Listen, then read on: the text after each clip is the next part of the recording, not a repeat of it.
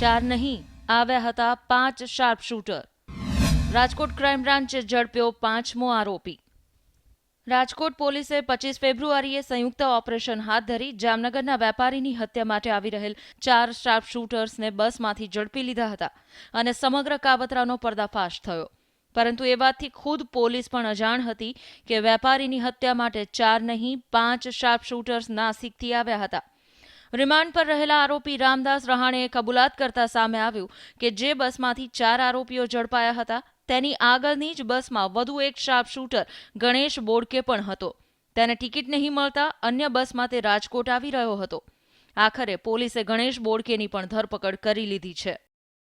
આરોપીઓને પકડ્યા, 4 આરોપીઓને, વિનીતને, રામદાસને, અનિલને અને સંદીપને. ત્યારે આગળની બસમાં ગણેશ પણ હતો. જે ગણેશ અગાઉ 3 થી 4 વાર અહીંયા આવી ગયેલો છે, હોટલમાં રોકાયેલો છે. તેમજ જે આ ગણેશ છે તે ત્યાંથી બાઇક ચોરી, નાસિકથી બાઇક ચોરી અને વિનીત રાજકોટ ખાતે આવેલા અને રાજકોટ બાઇકને રેલવે સ્ટેશનના પાર્કિંગમાં મૂકી અને જતા રહેલા. આરોપી ગણેશ 3 વાર રેકી કરવા આવ્યો હતો રાજકોટ અને ચોટીલાની રાજદીપ હોટલમાં રોકાયો હતો. રામદાસ અને વિનીત સાથે તે પણ હોટલના સીસીટીવીમાં કેદ થયો હતો. આરોપી ગણેશે નાસિકથી બાઇક ચોર્યું હતું અને બાઇક પર રાજકોટ અને જામનગર ગયા હતા.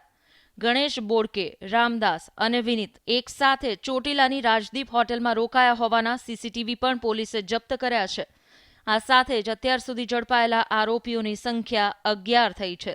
તેમના નામ પર જો નજર કરીએ તો પહેલા 4 શાર્પ શૂટર્સ ઝડપાયા હતા: રામદાસ રહાણે, વિનીત, સંદીપ અને અનિલ રાજુ ઘિલોડ.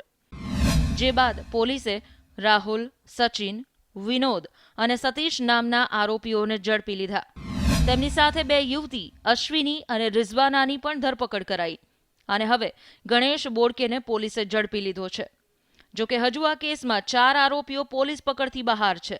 દાઉદના નાના ભાઈ અનીસ ઇબ્રાહીમ સાથે સલીમ ચિપલુંકર, યુસુફ બિચકાના અને આશીષ બોડકેની શોધ પોલીસ કરી રહી છે. કેમેરામેન કિશોર વાડોલિયા સાથે અંકિત પોપટ, ETV ન્યૂઝ, રાજકોટ.